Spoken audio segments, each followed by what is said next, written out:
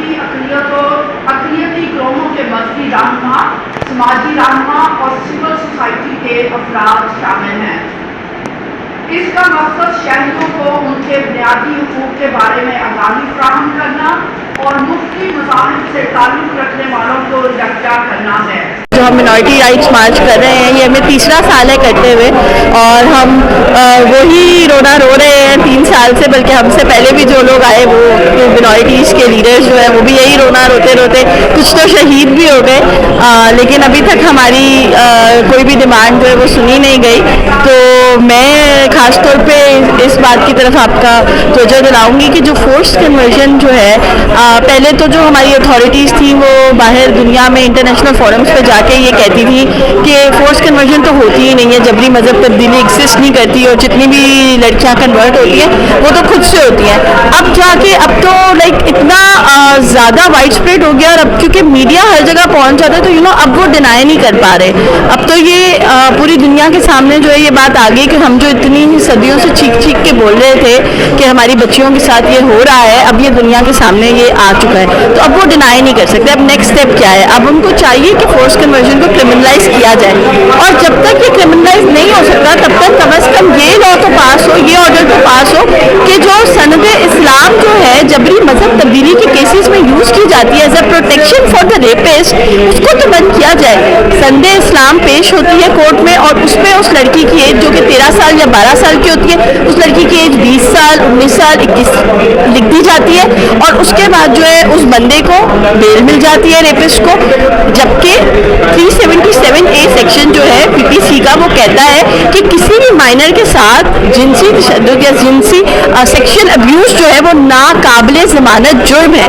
तो फिर ऐसा क्यों होता है कि जहाँ पे संदे इस्लाम पेश हो जाती है या जहाँ पे बात मजहब की आ जाती है तो तमाम मुजरिम जो है वो बेल पे आउट होते हैं, और वो बेल पे निकल के जाके विक्टिम को हैरेस करते हैं, विक्टिम को ब्लैकमेल करते हैं, विक्टिम को प्रेशराइज करते हैं। तो इस पर जो है हुकूमत पाकिस्तान को नोटिस लेने की ज़रूरत है, और जो ब्रेव कुछ आवाज़ें हैं पाकिस्तान में, जो हमारी असेंबली में है, जो हमारे सेनेट में है, उनको चाहिए कि वो फोर्स कन्वेंशन पे बात करें और इसको क्रिमिनलाइज करवाया जाए। Thank you.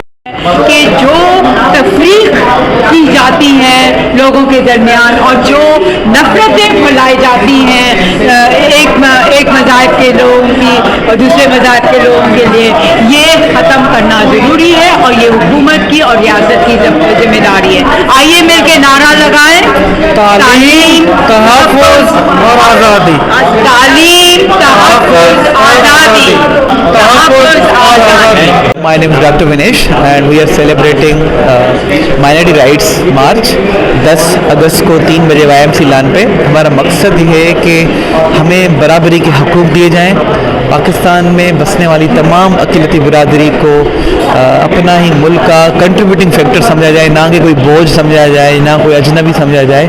हम यहीं के हैं, हम कहीं बाहर से नहीं आए।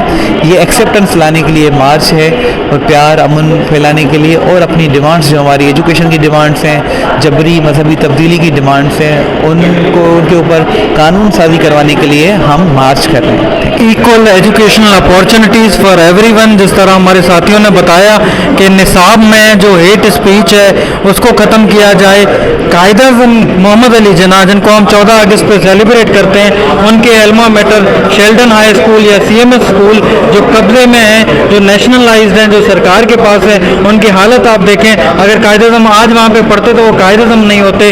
और इस तरह के बहुत से वो इदारे जो हिंदूज़ ने, जो क्रिश्चियंस ने, जो पारसियों ने बनाए, जो आज नेशनलाइज्ड हैं या किसी के कब्जे में हैं, वो वापस कम्युनिटीज़ को दिए जाएँ।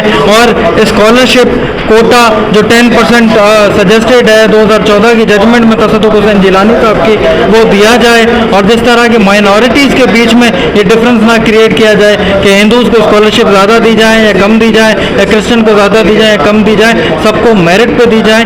हम बद इखलाक लोग नहीं हैं, एथिक्स सबका हक है। जी मैडम, अगली डिमांड बता अगली डिमांड हमारी यही है कि तालीमी हवाले से जो हमारा एजुकेशन कोटा है उसके ऊपर मुनासिब तरीके से अमल दरामद करवाया जाए, और जॉब कोटे के ऊपर स्पेशली जॉब कोटे के ऊपर इसलिए कि हमारी जो गैर मज़ाहिब से ताल्लुक़ रखने वाले अफराद हैं वो एलिजिबल हैं, लेकिन उनके साथ ऐसे तासुफ वाला रवैया रखा जाता है कि वो एलिजिबिलिटी होने के बावजूद भी उसके ऊपर आ नहीं सकते उन सीटों के ऊपर।